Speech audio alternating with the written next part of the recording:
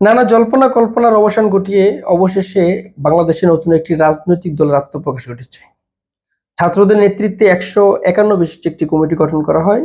এই দেশটাকে তারা সামনের দিকে বিনির্মাণের জন্য একটা তাদের প্রচেষ্টা করবে বলে তারা আশ্বাস দিয়ে যাচ্ছেন।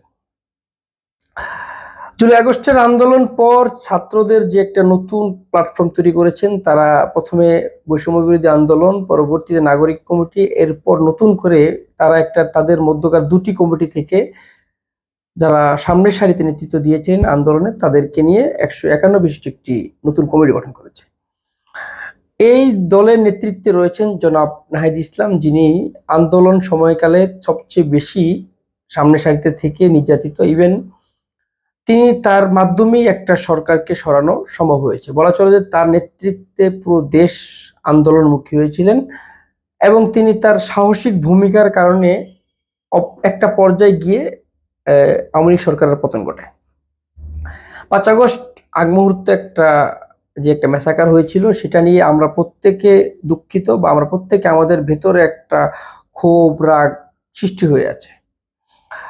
জনাব নাহিদ ইসলাম একজন বিচক্ষণ ব্যক্তি, যিনি কিনা তার সরকারে থাকা অবস্থায় তার দেশের চিন্তায় বা তিনি নতুন করে একটা বাংলাদেশকে বিনির্মাণের উদ্দেশ্যে একটা সরকারের থাকা অবস্থায় তিনি সরকার থেকে পদত্যাগ করে নতুন একটা দলের নেতৃত্ব নিয়েছেন।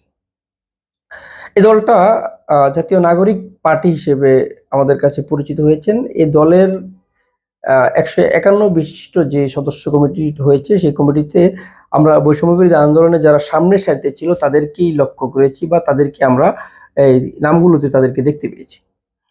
আমরা বিশ্বাস করি আমাদের বাংলাদেশে এই প্রথম হয়তো এমন একটা দল গঠন হয়েছে যেটা কোনো দেশের পক্ষপাতিত্ব করবে না, বা কোনো দেশকে এককভাবে মানে সাপোর্ট করবে না, বা দেশের সাপোর্ট নিবে না। জনাব নাহিদ ইসলামের এই আজকে আত্মপ্রকাশের অনুষ্ঠানে আমি একটা জিনিস বক্তব্য খুব মানে আমার মাথায় এসেছে। তিনি বলেছেন যে ভারত এবং পাকিস্তানকে আমরা মানে আগে না রেখে বা সামনের সারিতে না রেখে আমাদের বাংলাদেশকে আমরা বেশি গুরুত্ব দিব। আমরা কারো পন্থী হতে চাই না, ভারতপন্থীও না, পাকিস্তানি পন্থী হতে চাই না।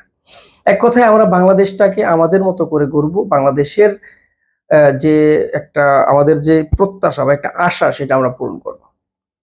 আমরা জানি না তাদের এই দলটা কি পরিমাণ আমাদের জন্য, দেশের জন্য কাজ করবে। আমাদের আত্মবিশ্বাস বা আমাদের বিশ্বাস যে তারা বাংলাদেশের নতুন করে যে বিনির্মাণের একটা উদ্যোগ নিয়েছেন, এতে তারা কার্যকারী ভূমিকা রাখবেন এবং তাদের যে প্রত্যাশা বা তাদের যে ইচ্ছা, সেটা তারা করে দেখাবেন। কারণ একটা সরকারকে নামাতে এই নাহিদ ইসলামরা কিন্তু তাদেরকে বুকটা পেতে দিয়েছিলেন গুলি খাওয়ার জন্য।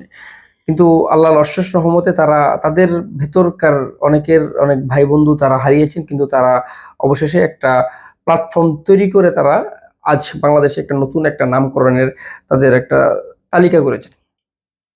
আমরা বিশ্বাস করি আমাদের দেশে যদি রাজনৈতিক প্রেক্ষাপটে চিন্তা করি, এই সময়কালে বাংলাদেশে এই ছাত্রদের নেতৃত্বে যে দলটা এসেছে, এই দলটাকে সকল শ্রেণীর মানুষই একটা মূল্যায়ন করবে, তাদেরকে সাপোর্ট করবে। কারণ এই দলটার মাধ্যমে নতুন একটা স্বপ্ন দেখতে শুরু করেছে মানুষ। মানুষের জল্পনা কল্পনা নানা রকমের মন্তব্য ছিল যে এই সরকার থাকা অবস্থায় নাহিদ ইসলামরা কি দল গঠন করবে, সেই দলে কেমন মানে তারা ভূমিকা রাখতে পারবে।